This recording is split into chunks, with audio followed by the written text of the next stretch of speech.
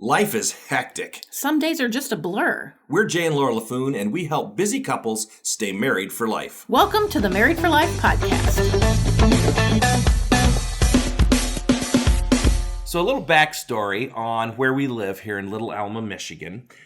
We moved here in 87 to start a youth ministry called Youth for Christ. And when I started my speaking ministry, my office was in the living room, and our little Gracie was beginning to get into everything. And so Laura said we've either got to get you an office downtown or buy a bigger house. Buy a house with a room we can dedicate it as an office. So we did. We found a house with a room that had a dedicated office space.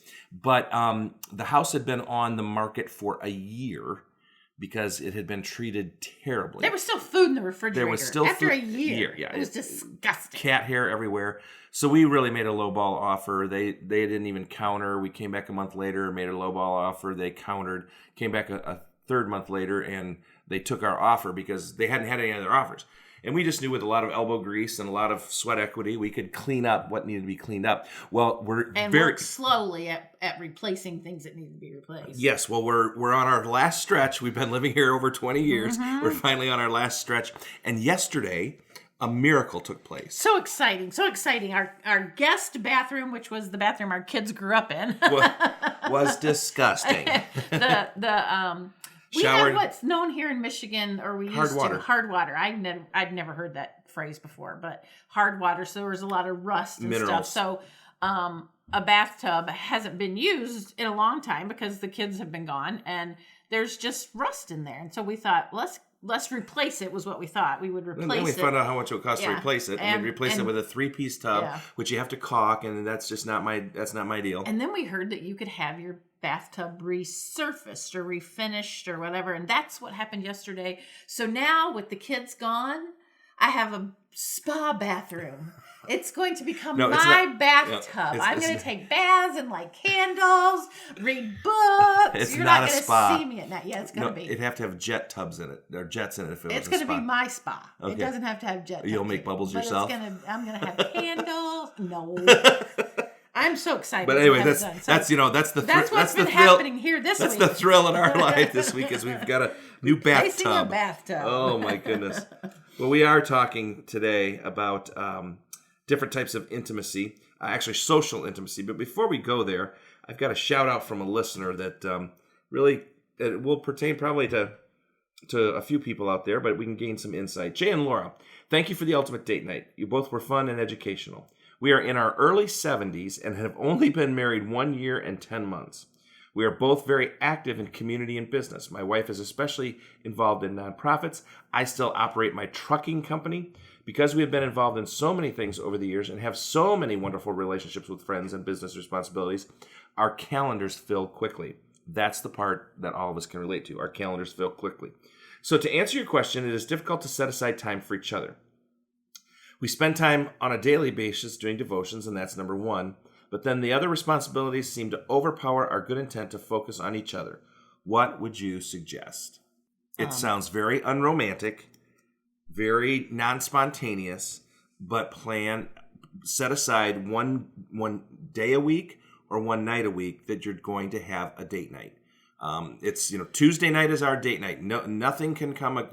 Sounds like you're very involved, and that's good. You're very involved in good things, but sometimes good gets in the way of the best. And that's good. And the best that you can do for your marriage is set aside that time that you're going to spend together. You say you've set aside time to do devotions. That's a great start. Right. So make a date night. Right. It could be any night of the week. You're at a point in your life where you could go on a date on a Monday night if you had to. Right. So paring down, and maybe it means you have to pare down some of the things you're involved in, because you're involved in too much that it's getting in the way. I'm not saying that you are. I'm saying maybe you're involved in too much, and that's getting in the way of your marriage. And that's what it sounds like from this question, is that you both are involved in so much that it's getting in the way of spending time together. And that means you've got to pare some of that stuff down. Or maybe you can just put it on your calendar that every Tuesday night's date night and you can keep everything else.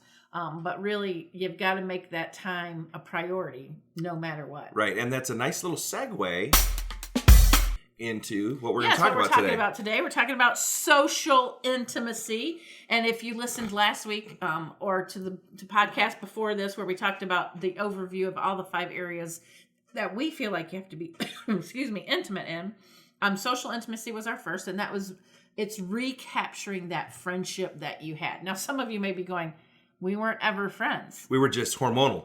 Well, now you have to establish a friendship. Because this is so important, because the friendship is what's going to carry you through, where we are right now. And we're going to spend some time in the podcast on this later, maybe in episodes down the road. But we're in a stage called empty nest. And if we didn't have our we're in a stage called empty nest, clean nest. That's true too.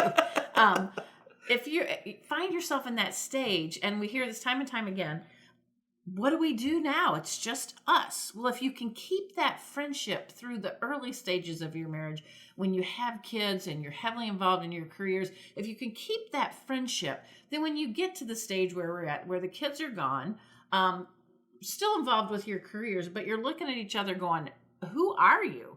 It's really important. That's why it's really important to keep that friendship, because we're at a point in our life where we get to go and do stuff that we don't have to bring the kids, because kids aren't here. We can go play golf. We can go out to eat. We can go on tours. We can go out to eat at actual restaurants, not fast food establishments. We can travel that's not involved with work, but that's involved with, doing fun. And so that's why it's really important to keep that friendship. And the social intimacy is really nothing more than blending your interests together. And a perfect example of how Laura and I, if you didn't know, set up on a blind date. I asked her to marry me 10 days later. 5 months later, we're married. Whirlwind romance. Well, there was a lot we really didn't know about each other. And one of the things that we had to discover is that when it comes to food, I have a real international palate. There's very little cuisine that I don't like or won't try. I mean, we're willing to do anything. I'm willing to try anything once. We were in Singapore, India, all these places where not really sure what we're eating, but boy, is it exciting. Well, Laura grew up in a home with a diabetic father, so meat and potatoes was basically what they ate every day.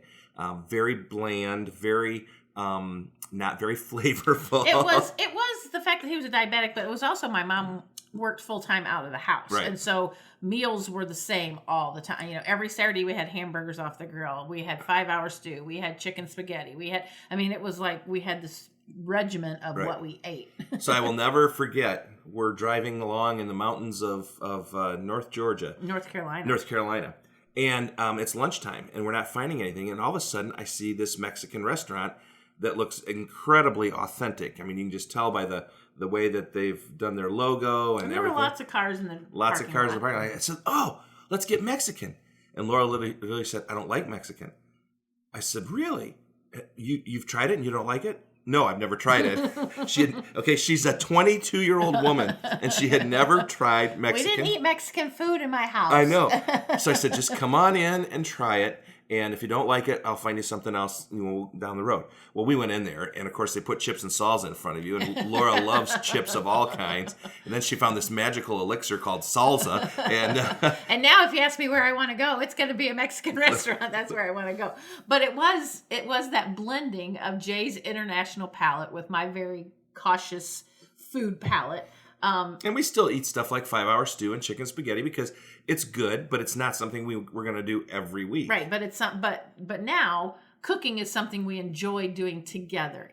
It builds into our friendship, being able to cook. So when we come back into the second half of the podcast today, we're going to talk about what can detract you from social intimacy what other people think of when you say social intimacy. So we're going to go the hard part and talk about what makes it worse. And then next week, we're going to show you exactly how to make it better. Hi, everyone. This is Paul Thomas, Director of Live Events here at Celebrate Ministries. I want to take some time to make you aware of something special that we have going on for you. For the month of June, you can get a deep discount on one of our future Celebrate Your Marriage events. Visit our website at celebrateyourmarriage.com, and if you use the code CELEBRATE, you will get $15 off per person. That's $30 per couple from the regular ticket price. This is going to be the lowest price we will offer to the public, and it will go away on July the 1st. Celebrate Your Marriage takes place at historic Grand Hotel on beautiful Mackinac Island in northern Michigan, and we've got two opportunities for you to join us. On October 6th and 7th, 2019, Jay and Laura will welcome special guests Acts of Renewal, while Dr. David and Terry Sumlin of Marriage Life Ministries will speak during our special VIP experience.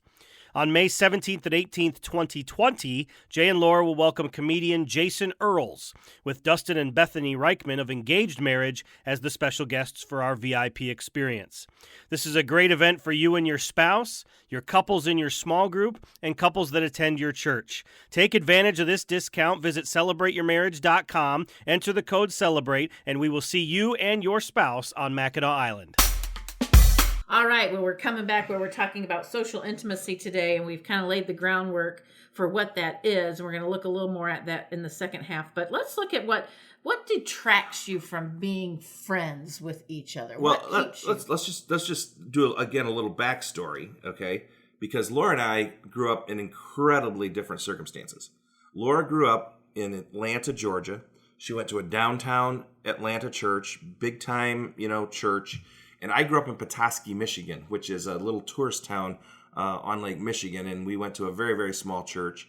So backwoods country boy meets glamorous city girl, nicknamed Pickle. Thanks for putting that out there. The glamour of it all. And so we had a lot we had to blend, and there was a lot that could have detracted from us. But let's just list and talk about it.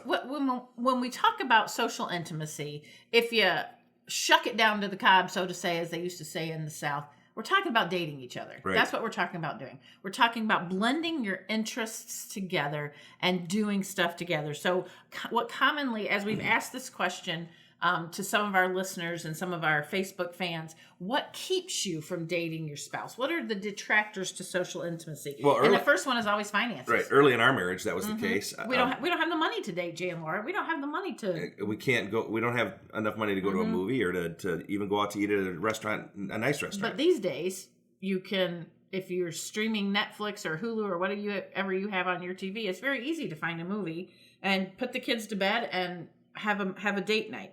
Housework is a detractor, somebody said. Housework is a detractor to friendship. And the only thing I can think of this might be is that somebody's not doing the housework. Well, one of them's a slob and one of them's a clean freak. Yeah. Yeah, we have that in our Here's house. a dangerous one, and we don't want to get anybody angry. Church keeps you from But church can do that. Dating. You can get so involved in church activities that you've got a church meeting every night of the week. Family needs. So this could be taken in a lot of different ways. Maybe there's a extended family, mother, father, that you're taking care of. That would definitely keep you from building that friendship, that date. It could also be children.